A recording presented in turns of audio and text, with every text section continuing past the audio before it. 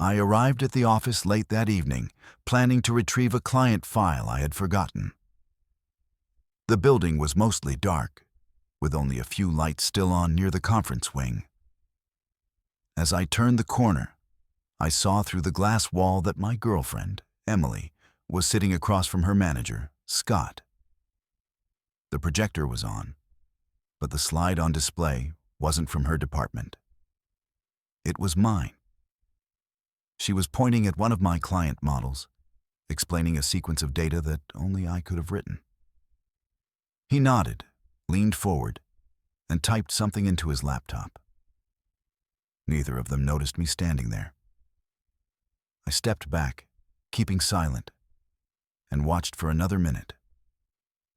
When Scott smiled and said, "This will look great in the board review," I turned away. I walked to my desk and opened my workstation quietly. The log showed my deck accessed earlier that day under her credentials. The access time aligned with her department's lunch break. It wasn't the first time I had noticed small overlaps between our work, but this was the first time I saw them together, using something that didn't belong to either of them. I copied my files to an external drive and locked the drawer. My next step was to verify whether the project version they were using matched my internal build. If it did, the tags in the spreadsheet would confirm where it came from. The following morning, she mentioned staying late for budget cleanup. Her tone was casual, and she asked if I wanted to grab breakfast together. I said I had to run reports early. She didn't press further. At work, I opened the company's versioning system and confirmed the timestamps. My project had been downloaded to her team folder 2 nights before, about 30 minutes before Scott's login activity. The IP addresses were identical. I printed the audit logs and folded them into a folder marked Backup. At lunch, I stopped by her desk. She minimized her screen quickly and smiled. "Just end-of-quarter stuff," she said. On the corner of her monitor, I noticed the file name, Client Exec V4 Internal. That was my file naming format. I didn't react. Instead, I asked how her team's presentation was going. She said Scott wanted to lead it himself, so she was just supporting slides. It was a simple explanation, but her use of supporting confirmed more than she realized. Later that week, the company announced that the strategy division would be reviewed for promotions. Scott's name appeared on the short list. He wasn't the senior-most candidate, but his cross-department contributions were highlighted. That phrase caught my attention.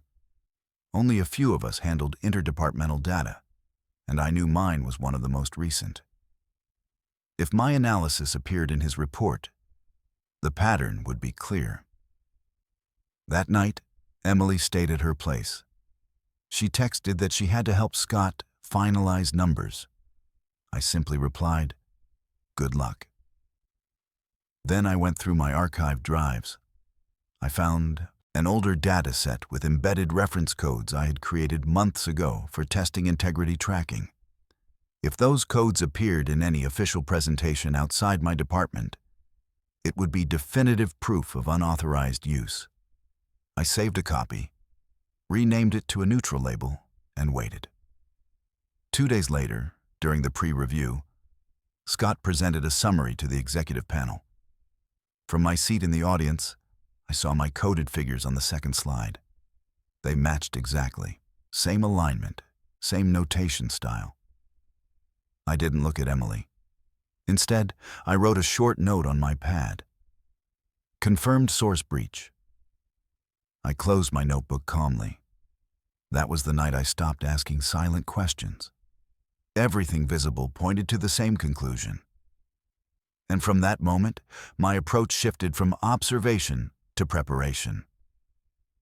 I began collecting information through formal channels. The company used a shared analytics server that recorded every access, edit, and export. I requested a copy of my project logs under the pretext of an internal audit. The administrator forwarded the records without question. In the metadata, I saw her user ID cross-referenced with his folder path, confirming a transfer chain. Each export created a distinct session token. The same token reappeared in his folder minutes later. No guesswork remained. The evidence trail was clean, verifiable, and internal. To strengthen it, I designed a second test. I placed a document labeled Draft B in my shared folder, containing deliberate errors that a trained analyst would correct instinctively. Within a day, that same table appeared in Scott's presentation outline, errors removed, formatting intact. I printed both copies and placed them side by side. The revised version included my exact dummy section titles, unchanged except for alignment. I marked the corner with a red pen and slid it into my growing evidence folder.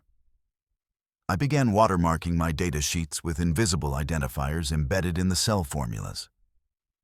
The identifiers pointed back to a static string unique to my workstation. That way, any duplication beyond my system would register as a mismatch in checksum. After 2 nights, the checksum report showed 3 external references traced to his account. I didn't alter the files or notify anyone. My intention wasn't exposure yet, only confirmation. Meanwhile, Emily's explanations stayed consistent. She mentioned deadlines, late revisions, and helping with formatting. Each reason aligned conveniently with his access patterns. When she spoke, I noticed slight pauses before certain phrases, as if she was recalculating details. I didn't challenge her. Silence preserved visibility. When people think they aren't suspected, they act predictably. During one routine review, I requested a backup of project files from the IT support queue. The technician mentioned that 2 users had flagged my folder for replication. The request had originated from her team's subnet. I asked casually if the replication completed. He said no. Compliance halted it due to naming conflicts. That interruption meant part of my data never reached his final deck. I filed that note under timing errors. The next step was verifying the extent of his dependency on my material. I attended one of his internal prep sessions under the pretense of contributing to a cross-team initiative. From the back row, I recorded his slides in my notebook. Slide 3 used a structure identical to mine. Problem, model, projection, validation. He had replaced my color scheme but retained my exact model abbreviations. That level of detail couldn't happen by coincidence. When the session ended, I stayed behind and asked about his model selection. He said it was inspired by internal research. I asked who conducted it. He smiled slightly and said, "A few of us collaborated." The answer was vague by design. I left the room without reply. The exchange provided verbal confirmation of shared authorship, which contradicted the system records. That evening, I compiled everything into a timeline. File transfers, login overlaps, meeting notes, and artifact copies. Each entry included supporting screenshots, folder hashes, and cross-reference IDs. I encrypted the folder under a new password and sent a copy to my private drive. The structure of the file read like a report rather than a confession. It told a factual sequence that any auditor could follow. By the time I locked my screen that night, I had enough documentation to prove the entire pattern. Exposure was no longer a question of evidence, only of timing and method. The announcement came on a Wednesday morning. The company email congratulated Scott on his upcoming transition into a regional leadership position. His promotion was subject to a 2-week background and compliance review. That detail mattered. It meant all project materials linked to his promotion would undergo verification. I read the message twice, then opened my evidence folder. Every file, watermark, and log entry was ready. I didn't submit anything yet. Timing would decide whether the discovery reached the right hands. That afternoon, Emily stopped by my desk. She said Scott wanted to borrow one of my templates for the transition report. I asked which one. She said the client forecast deck, the same file already present in his folder under a different name. I nodded and said she could copy it. When she left, I inserted a distinct checksum tag in the footer before uploading a dummy version to the shared drive. If he used it, the watermark would tie the version directly to my machine. I made no changes afterward. 2 days later, the review team requested all supporting documentation from department heads. I watched as Scott forwarded his final presentation to compliance. The file name matched the dummy I had planted. That was the confirmation I needed. Within an hour, I received a system notification. Integrity alert. File signature mismatch detected. The automated system had compared his submission with the official repository and flagged an inconsistency. The process had started without me needing to report anything directly. By evening, internal chatter began spreading through the office. The compliance division had paused the promotion review for routine validation. In the cafeteria, 2 analysts mentioned that Scott's submission contained embedded code tags from another workstation. They didn't know whose, but I did. The tag sequence ended with the exact hash I had created. I kept silent and finished my coffee. Emily grew tense. She texted less and avoided small talk. When I asked about work, she said things were complicated. I didn't ask further. I already knew compliance would interview all team members who had accessed his files. Her credentials were on every access log. The audit would connect them automatically. 3 days later, an internal memo circulated requesting device handovers for routine verification. Scott looked composed but distant. He spoke briefly with the HR officer and returned to his office. Within the hour, security escorted him out. No scene, no argument, just quiet steps and a closed door. Emily was called in next.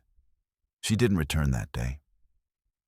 The following morning, her badge failed at the entry gate. The system marked it as deactivated. The company issued an internal update that the leadership transition had been delayed due to administrative review. I received a brief note from compliance thanking me for timely record-keeping and process transparency. It didn't mention the investigation directly, but the phrasing made the outcome clear. My files remained credited, my department untouched. In the days that followed, the office atmosphere normalized slowly. The projects resumed, meetings continued, and new managers filled the gaps left behind. Nothing dramatic, just process replacing noise.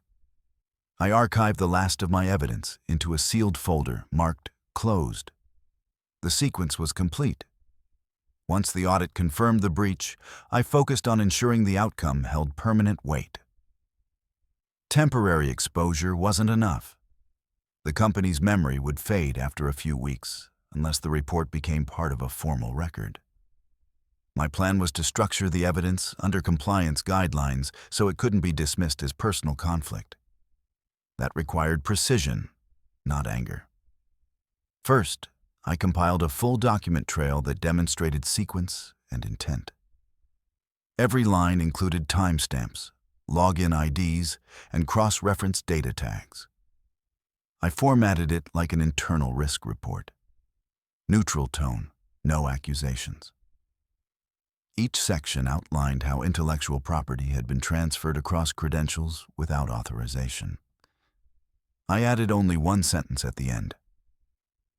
Verification of these findings can be reproduced via system metadata. That line turned the folder from an opinion into verifiable evidence. Next, I reviewed the company's code of conduct regarding promotion reviews. Section 9.3 outlined an integrity clause, requiring candidates to disclose any materials sourced externally. Failure to do so allowed for immediate revocation, even post-confirmation. I attached that clause as the report's opening reference. Then, I submitted the packet directly to compliance through their encrypted intake channel. No explanation, no summary. Just documentation titled Process Verification, Regional Leadership Candidate. To ensure the matter stayed traceable, I also sent an identical packet to the company's internal legal archive under the standard For Reference category. That method avoided perception of a complaint and positioned it as a procedural safeguard. Within the corporate framework, neutrality carried more weight than emotion. While waiting, I started transferring my own work to a separate project folder away from her department. I applied restricted permissions and marked each asset under my employee ID. That move served two purposes: securing my future deliverables and signaling quiet withdrawal from shared operations. Scott's removal had already created a gap in leadership, so reassignment requests were expected. 3 days later, the compliance officer acknowledged receipt of my report. The message was short. Documentation verified. Integrity clause review initiated. No signature, just a case ID. I knew what that meant. Once tagged as an integrity case, every related file, email, and log would be preserved for at least 7 years. Neither of them could contest the record without exposing further inconsistencies. I didn't tell anyone. The system would do the work silently. My goal wasn't to ruin careers through rumor, it was to preserve accuracy. If they had acted differently, none of this would exist. The facts were enough to handle what followed. Outside work, Emily attempted contact twice. The first message was a single line. "Can we talk?" I didn't respond. The second arrived the following day. "You knew, didn't you?" I archived both without opening the threads. Direct communication had no value anymore. In the following week, HR published the final notice. Scott's promotion was officially withdrawn, pending integrity resolution. The wording ensured his personnel file carried a permanent note. Emily's termination letter listed breach of data confidentiality. Each outcome occurred exactly as the clause dictated. By then, my plan was complete. Every action had followed protocol, every document aligned with procedure. There was no confrontation, no argument, no scene. Just order, compliance, and conclusion. The compliance review moved faster than I expected. Once the integrity clause was triggered, the process ran with machine precision. HR conducted quiet interviews, IT restored audit checkpoints, and legal retained the files as discovery exhibits. My packet became part of the official review queue. I didn't need to speak or explain. Every line of code, every metadata tag spoke for itself. The system treated it as an operational breach, not a personal complaint, exactly what I had planned. During the verification phase, I received a message from the compliance officer. They requested the original data set used for the forecast model. I sent it immediately, including checksum logs proving authorship. Within hours, they confirmed the hash matched the code inside Scott's submission. That connection closed the loop. The watermark I had embedded, invisible text within the formula strings, surfaced in their forensic scan. It contained my workstation ID and timestamp. That was final proof of origin. 2 days later, security began collecting physical devices. Scott's laptop, phone, and backup drive were taken for review. The IT department cloned the drives and confirmed multiple transfers of my files through her profile. The transfers aligned precisely with after-hour login times and cross-account access routes. Everything matched. Compliance didn't need my commentary. Their findings became the story. When HR called me in, the conversation was short. They thanked me for my cooperation and diligence. I was instructed not to discuss the matter externally. I agreed. Silence was easy when results were visible. Later that afternoon, I watched as Scott walked out of the building with his badge clipped to a sealed envelope. The hallway stayed quiet. No one asked questions. That evening, an internal update announced organizational adjustments following a compliance review. The tone was formal, impersonal. Names weren't mentioned, but everyone knew. Emily's desk was cleared by security. Her monitor displayed the standard "access revoked" message. The absence was noticeable only for a day. Work absorbed the space she left behind.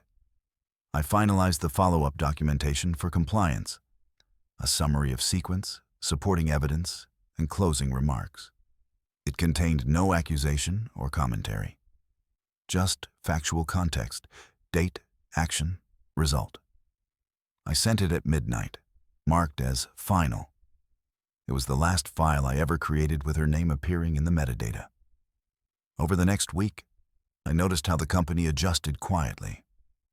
Projects once directed through Scott's team were redistributed. My department absorbed one of his clients. Performance credits updated automatically, attributing original models to me. The system rewarded process, not sentiment. I didn't celebrate. I simply continued the work. One afternoon, a colleague mentioned hearing that Scott's job offer with another firm had been withdrawn. Corporate verification had flagged the unresolved integrity case. The note followed him automatically through background checks. I didn't respond. It wasn't personal. It was procedure.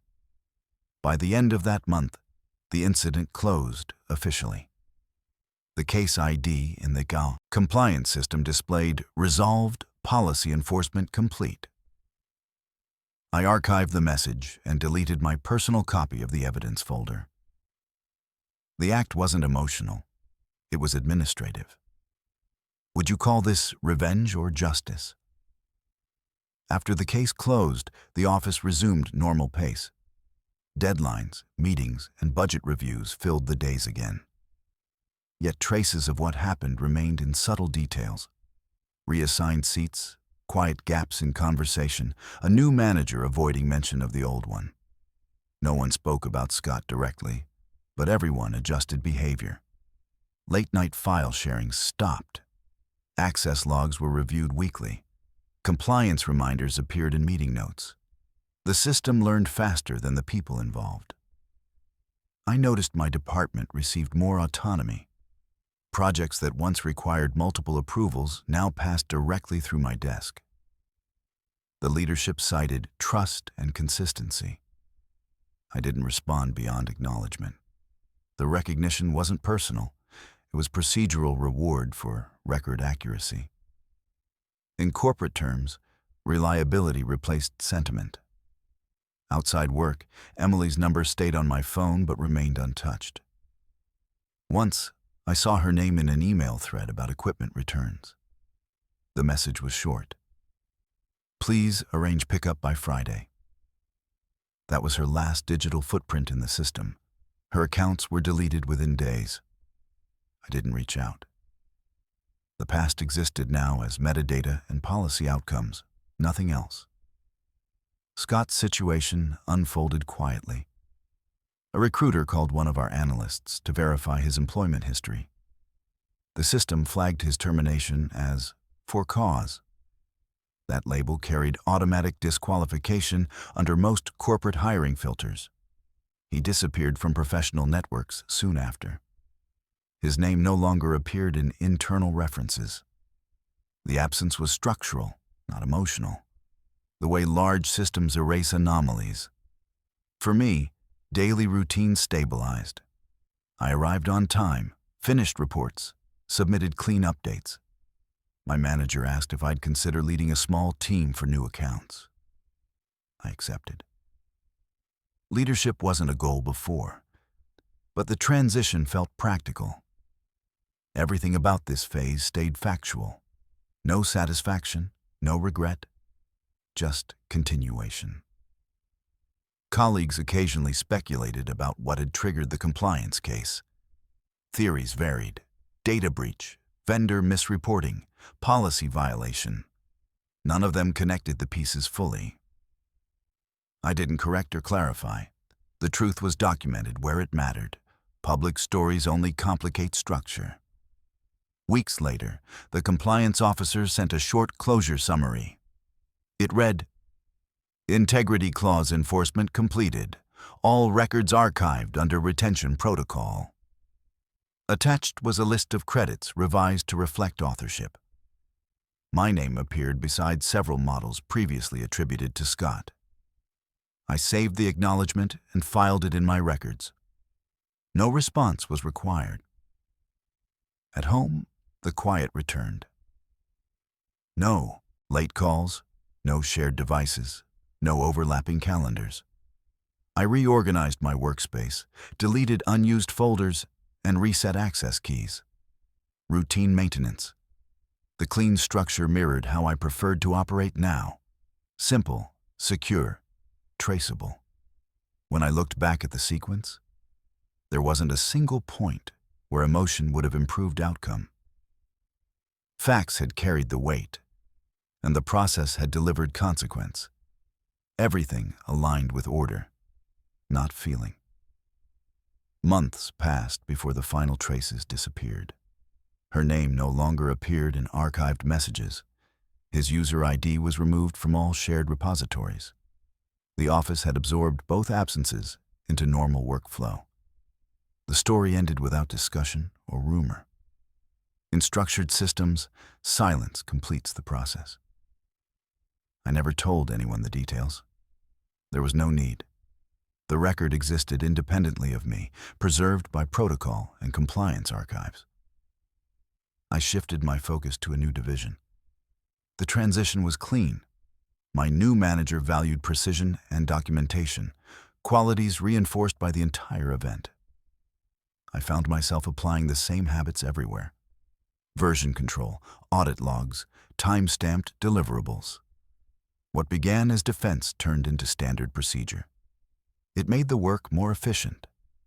Sometimes during meetings, I caught myself scanning presentation slides for minor inconsistencies, the same way I had done months earlier.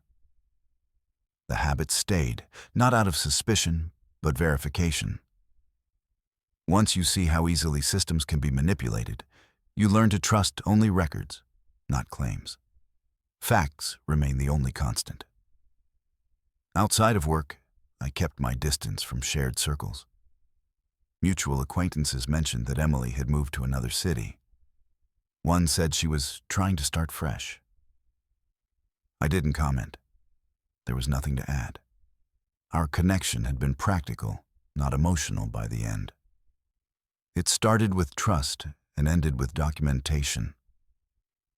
The distance was permanent. The company eventually filled Scott's role.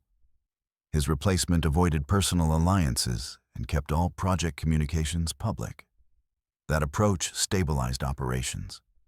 The leadership later cited the entire incident as an example of why integrity verification should be part of promotion review. The policy update carried no names, but originated from the sequence I had initiated. Quiet influence often lasts longer than direct confrontation. Looking back, I recognized that revenge was never the core of it. The result looked like punishment, but the motive was preservation of process, authorship, and boundaries. When systems depend on trust, the absence of proof becomes weakness. I closed that gap permanently. On a personal level, I learned that silence is more effective than reaction. When confronted with betrayal, anger exposes intention. Calm hides it until structure finishes the work. In the end, both of them faced consequences not from my words, but from their actions measured against policy. That was the distinction between emotion and evidence. I still keep a printed copy of the final compliance acknowledgement in my file cabinet.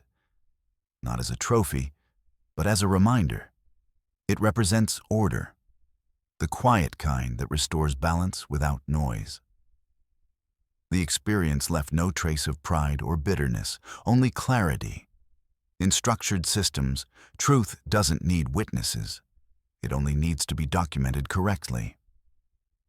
What would you have done differently? Comment your opinion below. Thanks for watching. Like, share, and subscribe for more real stories.